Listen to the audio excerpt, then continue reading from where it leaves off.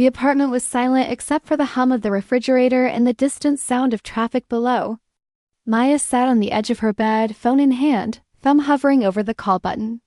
She'd been in this exact position for 20 minutes, frozen between courage and fear. Outside, the city lights of Portland flickered through her curtains like scattered stars.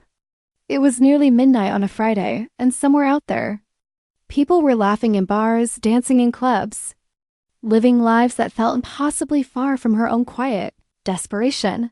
She put the phone down. The words she needed to say had been building inside her for months, maybe years if she was honest with herself. They pressed against her ribs like a bird trapped in a cage, beating wings against bone. But saying them out loud would make them real, and Maya had spent 28 years learning how to keep real things hidden. Her apartment reflected this careful concealment. Neutral colors, tasteful art, nothing too revealing. Her mother had helped her decorate when she'd first moved in 3 years ago, and Maya had nodded along to every suggestion, creating a space that felt like a stage set rather than a home. The only personal touch was a small succulent on the windowsill that was, ironically, dying from neglect. Maya stood and walked to the kitchen, poured herself a glass of water she didn't want, and looked at the calendar on her refrigerator. Tomorrow was circled in red, dinner with Mom and Dad, 6 p.m. Below it, in her mother's handwriting from her last visit, can't wait to meet him. Him, the fictional boyfriend Maya had invented 6 months ago to stop the endless questions, the concerned looks, the suggestions of nice young men from church. She planned to introduce a real person by now, had even tried dating a few guys through apps, going through the motions like an actress learning her lines. But every day had felt like wearing someone else's skin. Her phone buzzed. A text from Jenna. You still up? Maya's heart performed its familiar gymnastics routine. She and Jenna had been friends since college, had stayed close through the years even as other friendships faded. They texted every day, met for coffee twice a week, and spent weekends hiking the trails around the Columbia River Gorge. Jenna was the person who knew Maya best, and yet knew nothing at all. Yeah, can't sleep, Maya typed back. 3 dots appeared immediately. Same, want company? I'm only 10 minutes away. Maya looked around her apartment at the carefully maintained emptiness, the life half-lived, the walls that had never heard her real voice. Something inside her shifted like a tectonic plate finally giving way. Come over, she sent. Jenna arrived with 2 cups of coffee from the 24-hour cafe down the street. Her dark hair pulled into a messy bun, wearing sweatpants and an old university hoodie. She looked comfortable in a way Maya had never managed to feel, even in her own skin. Couldn't sleep or didn't want to? Jenna asked, handing Maya a cup as she stepped inside. Both, Maya admitted. Too much in my head. They settled onto the couch, falling into their familiar positions at opposite ends, legs tucked up. This was safe territory. This was what friends did. But Maya felt different tonight, as if she'd already crossed some invisible line just by asking Jenna to come over. Tell me, Jenna said simply, and maybe it was the late hour, or the exhaustion of maintaining the facade, or the way Jenna looked at her with those steady brown eyes that had always seen more than Maya wanted to reveal. Whatever the reason, Maya felt the words rising like a flood she could no longer hold back. I can't do dinner tomorrow, she said. Jenna waited, sensing there was more. I told my parents I've been dating someone. A guy, they want to meet him. I don't know what I was going to do. Hire an actor or something. Maya laughed, but it came out broken. How pathetic is that? Why did you tell them you were dating someone if you weren't? The question hung in the air between them. It was so simple, so direct, so completely devastating in its simplicity. Maya stared into her coffee cup. Because they kept asking. Because my mom looks at me with this worry in her eyes, like I'm this puzzle she can't solve. Because at every family gathering, my aunts ask when I'm going to settle down. And my cousins show pictures of their kids, and everyone assumes there's something wrong with me. Is there something wrong with you? Jenna asked quietly. No, Maya said. Then softer, I don't know, maybe? Jenna set down her coffee and shifted closer on the couch. Maya, look at me. Maya forced herself to meet Jenna's gaze. In the dim light of the living room, Jenna's face was serious, open, waiting. What are you so afraid of? Jenna asked everything Maya thought. Losing my family. Losing myself. Losing you. Out loud, she said, I'm afraid of who I am. The words fell between them like stones into still water, creating ripples that would change the surface of everything. Jenna didn't move, didn't speak, just held Maya's gaze with an intensity that made Maya's breath catch. I think, Maya continued, the words coming faster now, spilling out like a confession. I think I've known for a long time. Maybe always. But knowing something and saying it out loud are completely different things.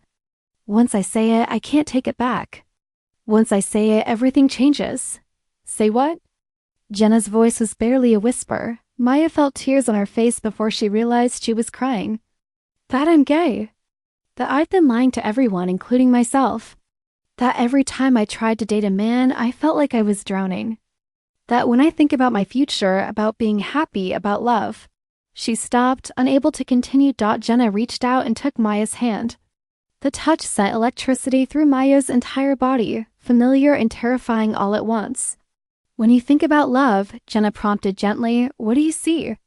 Maya looked at their intertwined fingers, at the way Jenna's thumb traced small circles on her palm. She thought about all the times she'd imagined this moment, played it out in her mind late at night. She'd always pictured Jenna reacting with surprise, maybe shock, definitely pulling away. But Jenna wasn't pulling away. I see you, Maya whispered. The silence that followed felt infinite. Maya couldn't look up, couldn't bear to see whatever expression was on Jenna's face. She'd ruined everything. 7 years of friendship, destroyed in 3 words, Maya. Jenna's free hand came up to cup Maya's chin, gently lifting her face. Look at me. Maya forced her eyes open. Jenna was crying too, but she was smiling through the tears. I've been waiting 2 years for you to say that, Jenna said. The world tilted. What, did you really not know? Jenna laughed softly, incredulously. Maya, I've been in love with you since the summer we went to the coast together. Remember? We watched the sunset from that beach near Cannon Beach. And you talked about feeling like you were always pretending to be someone else. And I wanted so badly to tell you that I saw you, the real you. And that was who I loved. Maya couldn't process the words. They didn't fit into any version of reality she'd constructed. But you never. You dated other people. You never said anything. Because you weren't ready. Because I saw how scared you were of your own feelings. I didn't want to lose you completely by pushing for something you couldn't handle. So I waited. I hoped. And I stayed as close as you'd let me, even when it hurt. I'm sorry, Maya said, the words inadequate for the years of missed chances, of fear, of waste. Don't be sorry, Jenna said. Be here. Be now. Be honest. And then Jenna was kissing her, and Maya was kissing back, and it felt like coming home after a lifetime of being lost. It felt like the first breath after drowning. It felt like every romantic cliche Maya had ever rolled her eyes at. And she didn't care because it was real, it was happening. And it was right in a way nothing had ever been right before, when they finally pulled apart, both breathless. Maya found herself laughing and crying at the same time. I don't know what to do, she admitted. I don't know how to do any of this. I don't know how to tell my parents, or what happens next, or how to be this person I've been hiding. Jenna brushed a tear from Maya's cheek. You don't have to figure it all out tonight. But you don't have to figure it out alone either. They talked until dawn, curled up together on the couch. Maya told Jenna everything about the years of confusion, the desperate attempts to be normal, the shame and self-loathing that had become so familiar she barely noticed them anymore. Jenna listened, held her, and shared her own story of coming out in college, of losing some friends and finding better ones, of the freedom that came with living truthfully even when it was hard. What about tomorrow? Maya asked as the sky began to lighten. What do I tell my parents? The truth, Jenna said. Or part of it, whatever you're ready for. But no more made-up boyfriends. No more hiding. Maya thought about her parents, about the disappointment she'd imagined in their eyes so many times it had become a familiar nightmare.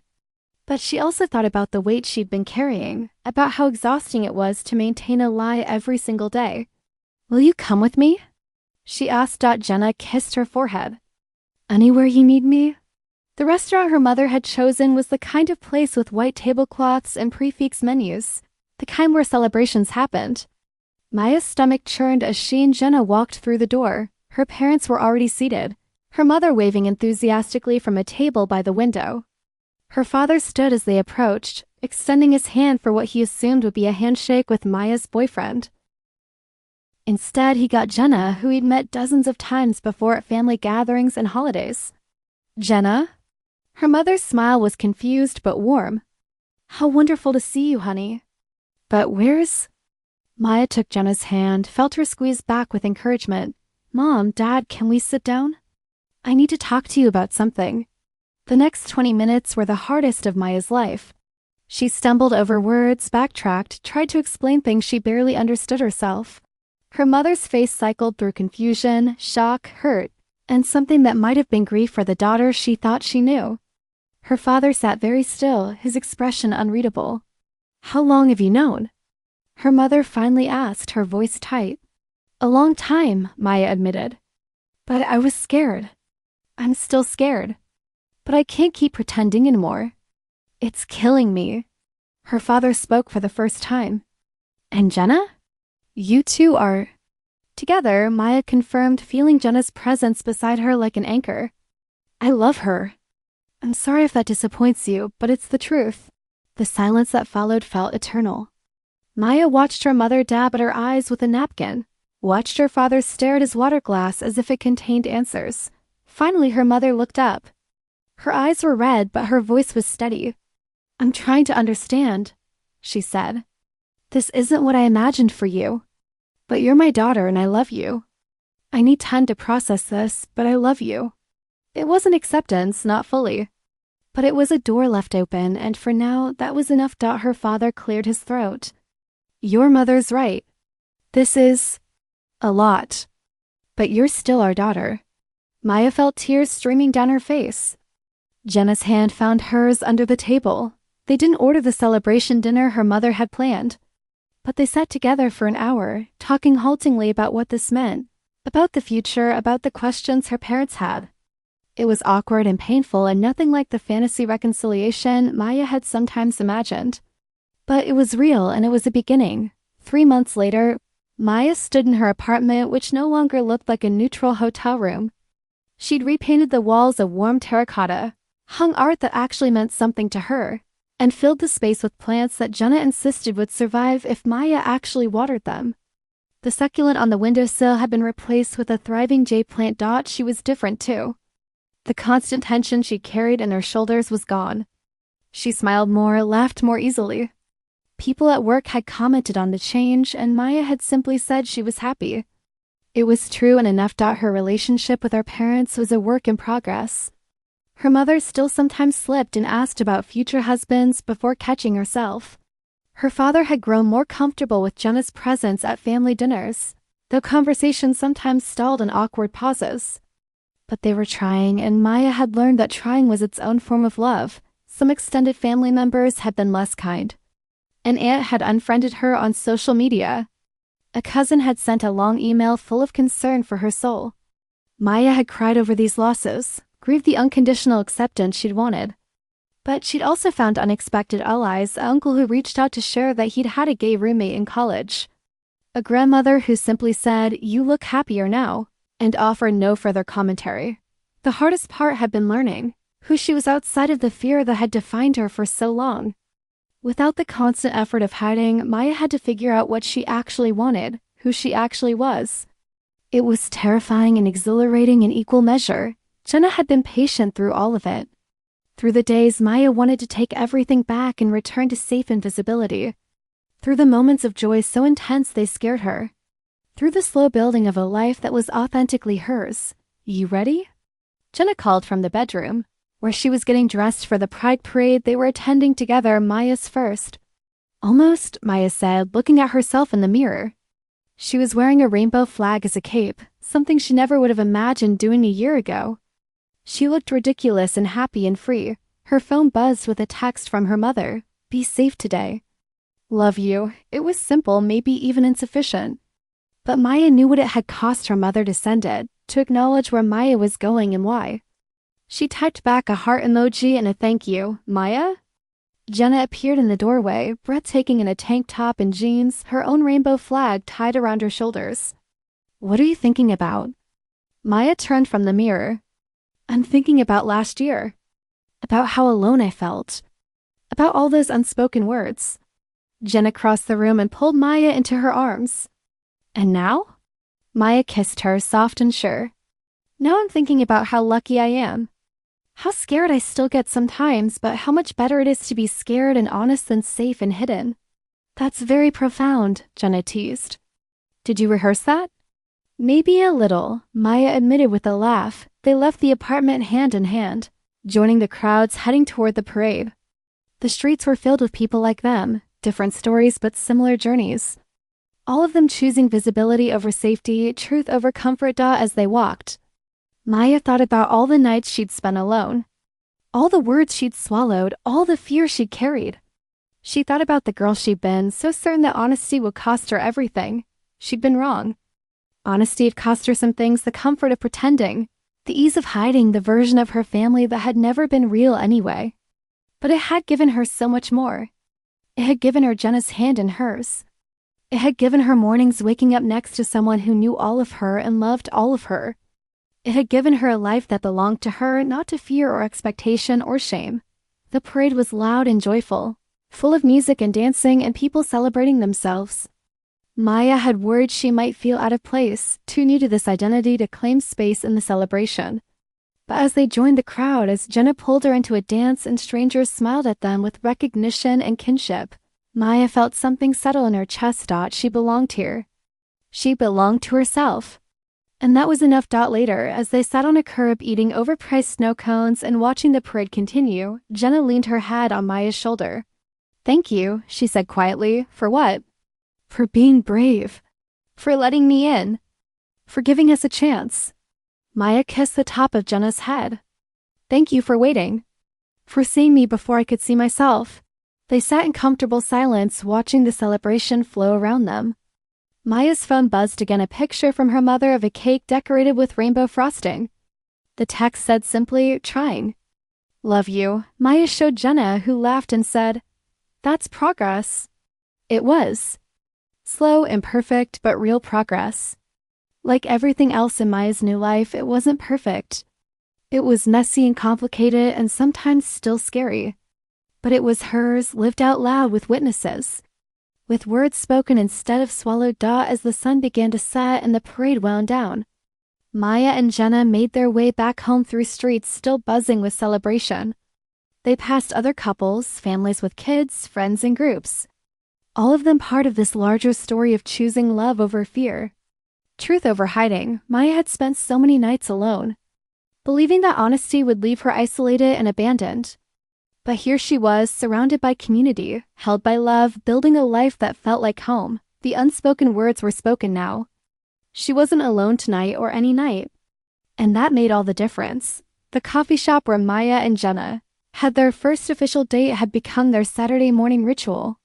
They sat at the same corner table, Jenna working on her laptop while Maya sketched in a journal she'd started keeping. Another new development in her ongoing project of figuring out who she actually was when she wasn't.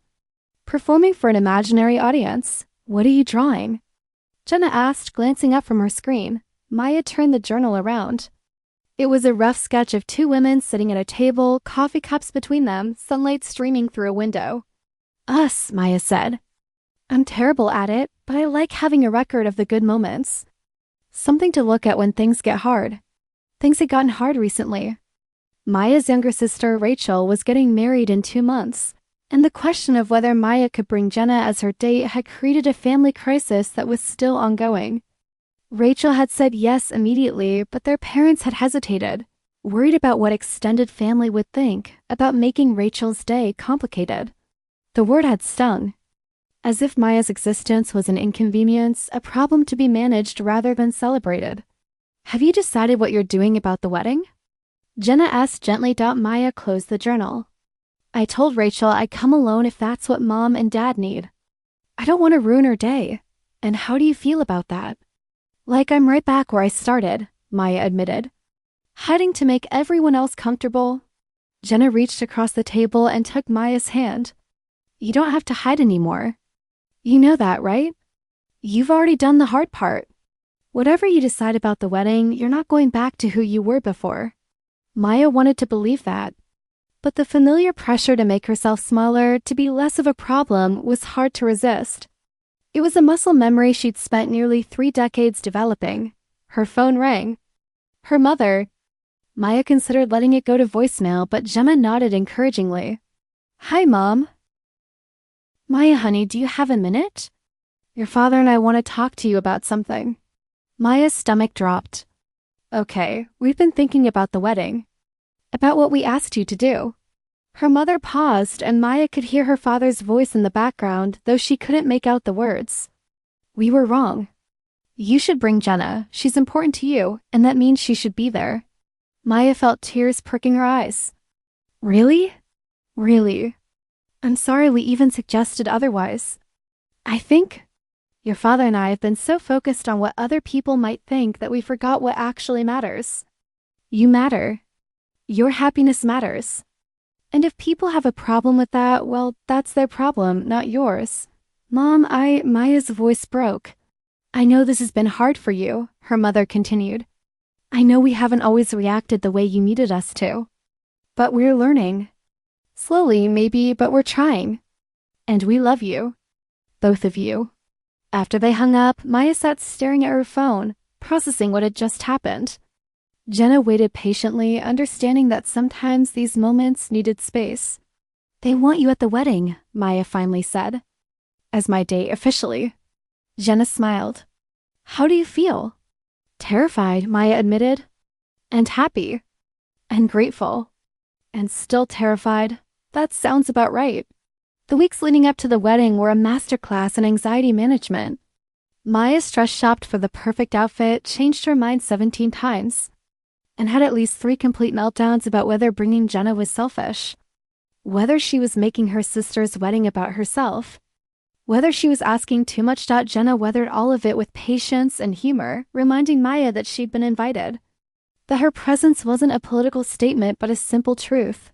She was Maya's person, and she belonged there. Rachel had been an unexpected ally.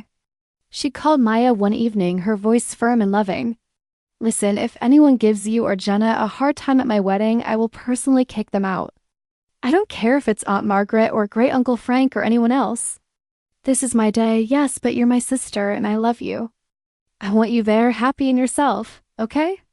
Maya had cried, overwhelmed by the fierce protectiveness in her sister's voice. They'd never been particularly close, 5 years apart in age, different interests, different lives. But this felt like a new beginning for them too. The morning of the wedding, Maya stood in front of the mirror in the hotel room she and Jenna were sharing, adjusting her dress for the 100th time. It was a deep emerald green that Jenna had helped her pick out, elegant and sophisticated in a way that made Maya feel like a grown woman instead of a scared girl playing dress-up. Jenna emerged from the bathroom in a sleek black pantsuit, her hair styled in soft waves. She looked stunning, and Maya's heart did that familiar flip that still surprised her with its intensity. "You're staring," Jenna said with a smile. "I'm allowed to stare." "You're beautiful." Jenna crossed the room and wrapped her arms around Maya from behind, meeting her eyes in the mirror. "We're going to be fine. You know that, right?" "I'm working on believing it." "Work harder," Jenna teased, kissing Maya's cheek. "Because we look amazing. And I'm not letting you spiral into anxiety when we've already cleared every hurdle to get here." The ceremony was held in a botanical garden, spring flowers blooming in every direction. Maya and Jenna arrived early, and Maya's parents were there to greet them. Her mother hugged her tightly, then turned to Jenna and hugged her too. "You both look wonderful," she said. And there was only warmth in her voice, no hesitation or reservation. Her father shook Jenna's hand, then surprised everyone by pulling her into a brief hug. "Thanks for making our daughter happy," he said gruffly as guests began to arrive. Maya braced herself for the reaction she'd been dreading. And they came, the surprised looks, the whispered conversations, the way some relatives found excuses to avoid talking to her. Aunt Margaret literally turned and walked in the opposite direction when she saw Maya and Jenna holding hands, but there were other reactions too. A cousin she barely knew who came up and said, "It's really cool that you're here together. My roommate is gay, and she's always talking about how hard it is to be out with family." an elderly uncle who simply nodded at them and said, "Good for you both." Rachel's college friends who treated them like any other couple, asking how they met and how long they'd been together with genuine interest. The ceremony was beautiful. Rachel glowed as she walked down the aisle, and her fiancé looked at her like she was the only person in the world.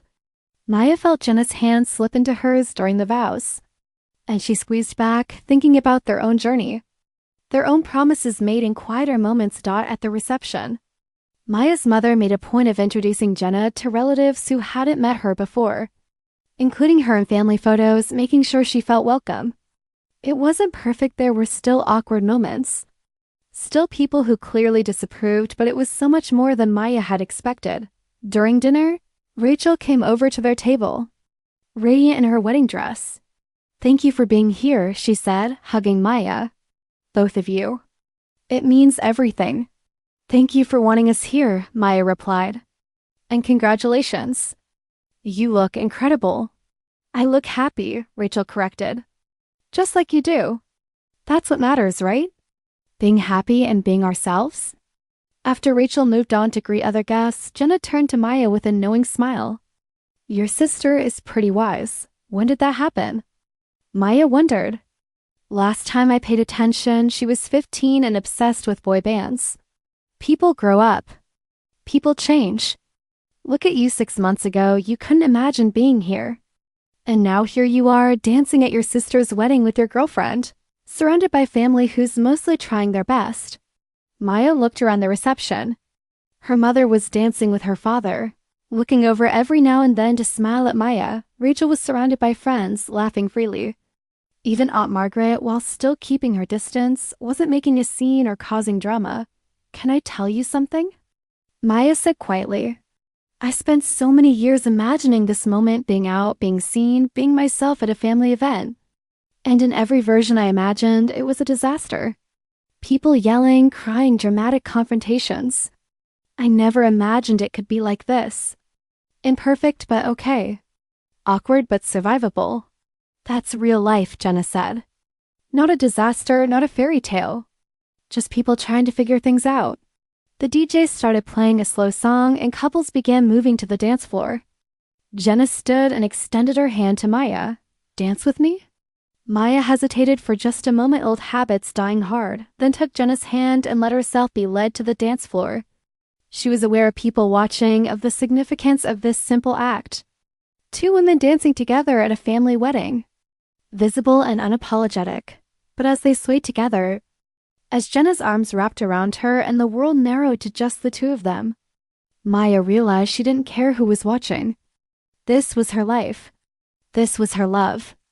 This was her truth. "I love you," she whispered to Jenna. "I love you too." So much.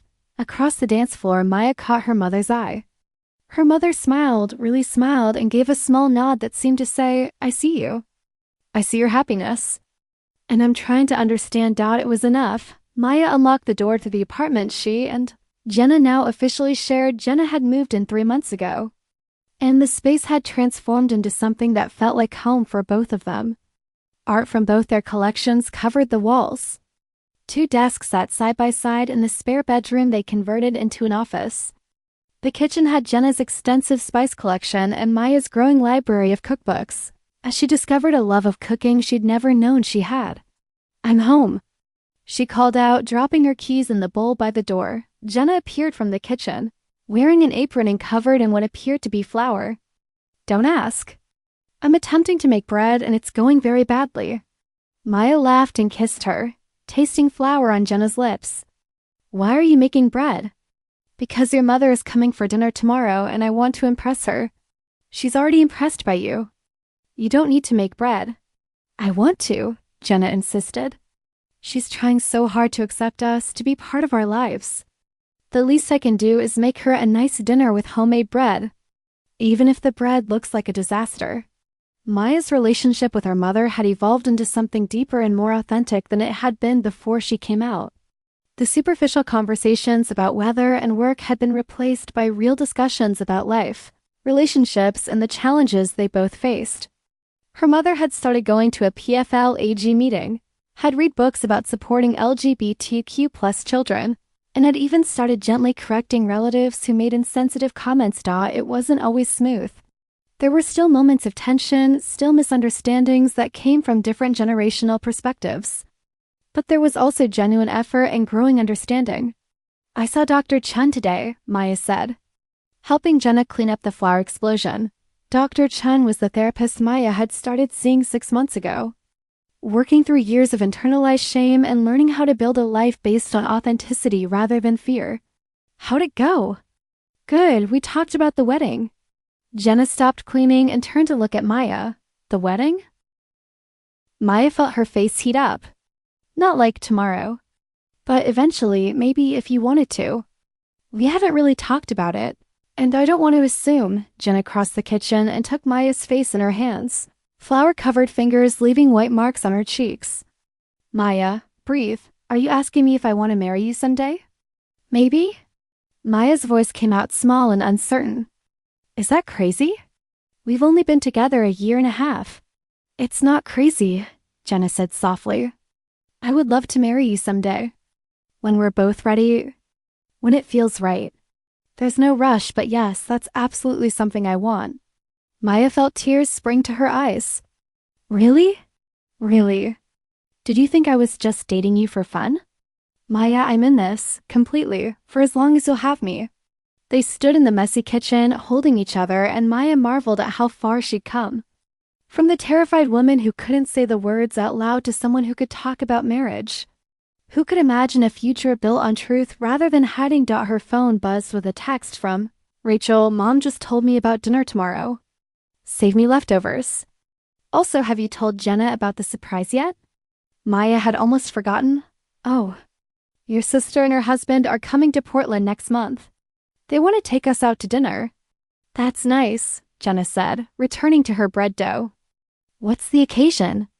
I think Rachel wants to tell us she's pregnant, but she's pretending it's a surprise. How do you know she's pregnant? Sisters know things. Also, she's been drinking ginger tea and turned down wine at the last family dinner. Plus, she's been dropping hints the size of buildings. Jenna laughed. I love your family. They're so wonderfully chaotic. They're getting better, Maya said. I mean, there's still a lot sometimes, but they're trying. Even Aunt Margaret sent me a birthday card this year. She didn't mention you, but she also didn't say anything passive-aggressive, which for her is basically a pride parade. Baby steps, Jenna agreed. That night, as they lay in bed together, Jenna reading while Maya scrolled through her phone. Maya came across a post in an LGBTQ support group she'd joined. A young woman, barely 20, had written about being terrified to come out to her parents. Convinced she would lose everything. Maya started typing a response, then stopped. What could she say that would make a difference? Her journey had been her own, specific to her circumstances and her family. But maybe that was the point. She finished the comment. I was 28 when I came out. I spent years terrified of losing my family, of being rejected, of having to choose between being myself and being loved. And yes, it was hard. Some people did pull away. But others surprised me. My parents, who I was sure would reject me, have become some of my biggest supporters. It took time and it wasn't always smooth, but they learned. More importantly, I learned that I could survive the hard parts. That being myself, even when it's scary, is always better than hiding. You're brave for even considering this. Whatever you decide, whenever you're ready, know that there's a whole community here who sees you and supports you. She showed the comment to Jenna before posting it. Send it, Jenna encouraged. You never know who needs to hear exactly that. Maya posted the comment and put her phone away. Outside their window, Portland sparkled with lights. Somewhere out there, people were probably having the same fears she'd had, wrestling with the same questions, wondering if they'd ever find the courage to live out loud. She hoped they would. She hoped they'd find their own versions of what she found, not perfection, but authenticity. Not a fairy tale ending, but a real life filled with real love and real challenges and real joy. What are you thinking about? Jenna asked, setting aside her book. How lucky I am, Maya said. How scared I was. How worth it this all turned out to be. Jenna turned off the light and pulled Maya close. Tell me your favorite part. It was a game they played sometimes, cataloging the good moments to balance out the hard ones. My favorite part is this, Maya said. Right now. Being here with you in our home, not hiding anything. Not performing for anyone. Just being us. That's my favorite part too, Jenna murmured. Already half asleep, Maya lay awake a while longer, listening to Jenna's breathing even out. Feeling the weight of her girlfriend, her future wife, maybe warm and solid beside her. She thought about all the nights she'd spent alone. All the unspoken words that had eaten away at her from the inside. Those nights felt like a lifetime ago. Like they'd happened to a different person. And in a way, they had. The woman who'd sat on her bed, too afraid to call anyone, too trapped by fear to reach for what she wanted, that woman was gone. In her place was someone braver, more honest, more whole. The journey wasn't over. There would be more challenges, more moments of doubt, more times when being visible felt dangerous instead of freeing. But Maya knew now that she could weather those storms. She'd already survived the hardest part, learning to say out loud what she kept hidden for so long, and she wasn't alone. She would never be alone again, as sleep finally claimed her. Maya's last thought was of gratitude for Jenna's patience, for her family's evolution, for her own courage, for the unspoken words finally spoken, for the witnesses to her truth, for the life she was building. One honest moment at a time, the apartment was silent except for the hum of the refrigerator and the sound of two people breathing in sync. But this silence was different from the one Maya had known before. This silence was full of peace instead of fear, of love instead of loneliness, of truth instead of hiding. This silence was home. The backyard was strung with fairy lights, and the late summer air was warm and fragrant with the scent of the roses Maya's mother had helped her plant in the spring. Folding chairs were arranged in neat rows, facing an arch decorated with flowers and shades of lavender and white. Maya stood in the bedroom she and Jenna had shared for the past 2 years, looking at herself in the mirror.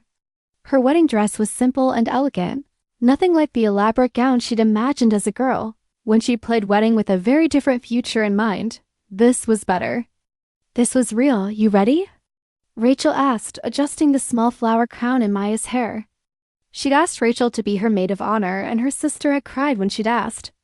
I think so, Maya said. Is Jenna beautiful and waiting for you? Rachel finished. Also probably as nervous as you are. Maya's parents appeared in the doorway, both dressed in their finest. Her mother's eyes were already shining with tears. Oh, honey, she said, her voice thick with emotion. You look perfect. Her father cleared his throat. Your old man gets to walk you down the aisle, right? Maya crossed the room and hugged them both. Thank you, she whispered. For being here. For trying. For loving us. Always, her mother said. We're so proud of you. Both of you. The ceremony was small, just close friends and family. But as Maya walked down the makeshift aisle, her father's arms steadied beside her. She saw a community that had formed around her and Jenna, friends from college, who'd watched them dance around their feelings for years. Colleagues who'd supported Maya through her coming out at work. Jenna's large, boisterous family who'd welcomed Maya with open arms. And her own family, still learning but showing up anyway. Jenna stood under the arch in a white suit, tears streaming down her face. When Maya reached her, Jenna took her hands and whispered, Hi. Hi, Maya whispered back, and they both laughed through their tears. The officiant, a friend of Jenna's, began the ceremony. But Maya barely heard the words. She was too busy looking at Jenna, too busy feeling the weight of this moment, not just the wedding, but everything it represented. Every fear overcome. Every truth spoken. Every step toward authenticity. When it was time for vows, Maya took a deep breath. Jenna, 2 years ago, I told you I was afraid of who I was. You told me I didn't have to figure it out alone. You've kept that promise every single day since. You've been patient with my fears, celebrated my victories, and loved me through all of it. You saw me before I could see myself, and you waited for me to catch up. I promised to spend the rest of my life being brave enough to deserve that love. I promised to be honest, to show up, to choose you every day. I promised to keep learning who I am and to share that person with you always. Jenna was openly crying now. She wiped her eyes and started her own vows. Maya, loving you has been the greatest privilege of my life. Watching you become yourself, watching you step into your truth, it's been like watching a flower bloom. You think you're the only one who changed, but you changed me too. You taught me that love is patient, that some things are worth waiting for, and that the bravest thing we can do is be ourselves.